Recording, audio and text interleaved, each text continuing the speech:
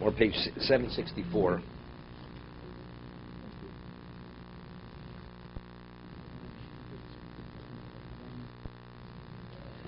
Page 764, bottom paragraph. He had given an example. He explained with an allegory. A person is a stranger to a community, and the ruler says to him, "You're welcome, we'll provide for you on one condition. You have to abide by the laws of the land. If you don't, and if you abide by them, if not, you're being very seriously prosecuted. And because you're not a citizen, you're only as long as we allow you, but when we tell you to leave, you must leave immediately, without any forewarning. Condition. Even if you abide by the laws. You're welcome to stay as long as we allow you to stay, even if you abide by the laws. But when we tell you to leave, you have to leave at that moment. No, but not. You have a visa, and you know exactly when the visa expires. When we tell you to leave, that's when you leave. Welcome to stay as long as we say you're welcome. We say time is up, you leave immediately.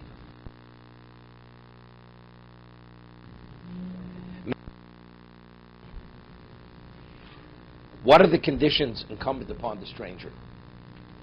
Hakniya v'ashiflus, humility and loneliness. A person comes to a shul. Now, he's never been here before. I'm not talking about the chief rabbi of Moldavia, you know. Goes straight to the front, sits right next to the rabbi's chair. You ever hear such a? It's unheard of. You come in with a humility, sit in the back.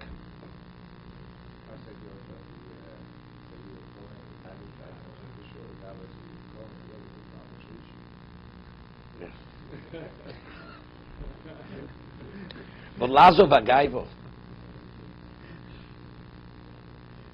he says you need surrender your pride. L'srachi min agon v'agova. He says renunciation of arrogance and haughtiness. These are all preconditions. What happened with Lod in Sodom? He was a new resident.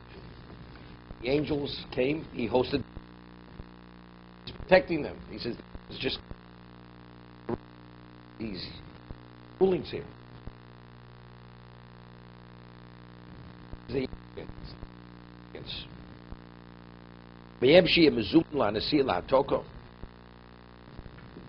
And one of them, one has to be ready to travel and to be removed.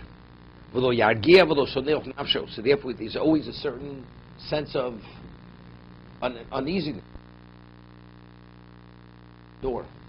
When you have to leave, so you always have to be ready. There was no the Chovot HaLevavos. He always had a bag packed. Always. And it was known the Chovot HaLevavos very often, almost every day, he would go to the window, look into the horizon, and they would say to him, "Where? What are you looking for?" He's looking, seeing the Mashiach coming. The reality of the possibility of coming every moment was a reality in his life. I'll give you an example. There's a war raging wherever it may be, and you hear all kinds of reports, and you don't know if the enemy is like within reach of your community. And if the enemy is, it's very serious, and it is the negative. So continuously, you're going to go to the window, look out the window. Is the enemy coming? Is there any indication? How often does a person stand on the platform of the subway? Right?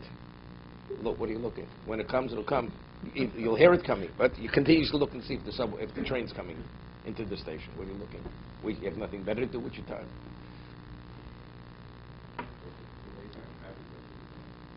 He had his Shabbos clothing. Umehem sheyeh mezumah.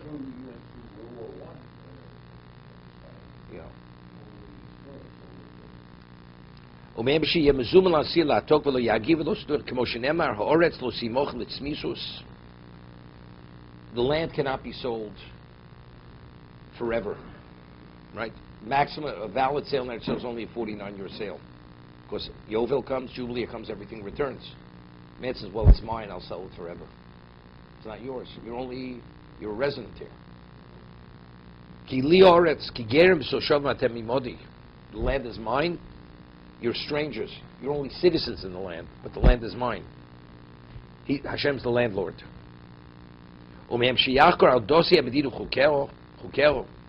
Person has to research the laws of the land and all its statutes. What are his responsibilities to the king?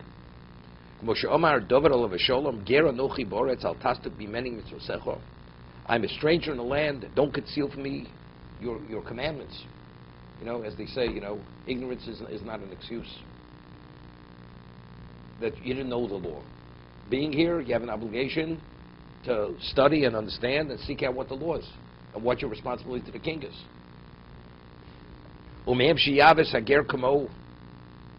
Is important.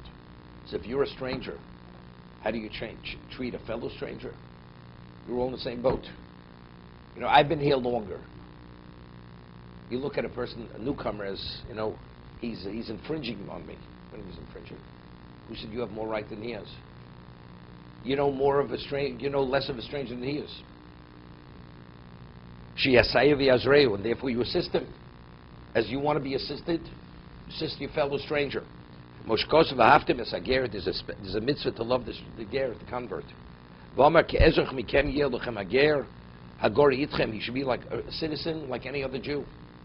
As there's a mitzvah of hafta recho kamocha, fellow Jew, there's an additional mitzvah to love the convert, although he's not an original Jew. Because naturally a person only is attracted to somebody of the same kind. He comes from a different background. If you read, there's a book written about the first Jews who came to the United States in the 1800s were German Jews. And many of them. So, 80s, that was the immigration, because of the decrees, the Tsar. They looked at them that they were subhuman. They were already most sophisticated. They were people of status. They didn't lift a finger to help them. They didn't want to be associated. They were ashamed. We're talking about fellow Jews. They didn't want to have anything. They were people of means. No, they weren't.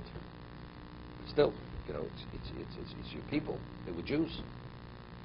Even the Jews came over weren't necessarily observant. They weren't observant Jews. Many of them were not, but it doesn't make a difference. You're not of our ilk. We're a different status, different social status. You embarrass us.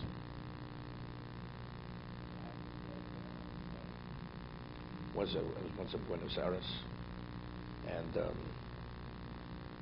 Eduardo Elstein, he belonged to a club. The club is called Koach, HaKoach. It was a sports club. And to go there, you had to go with a boat, with a private boat. It was on an island. And the other side of the river was Uruguay.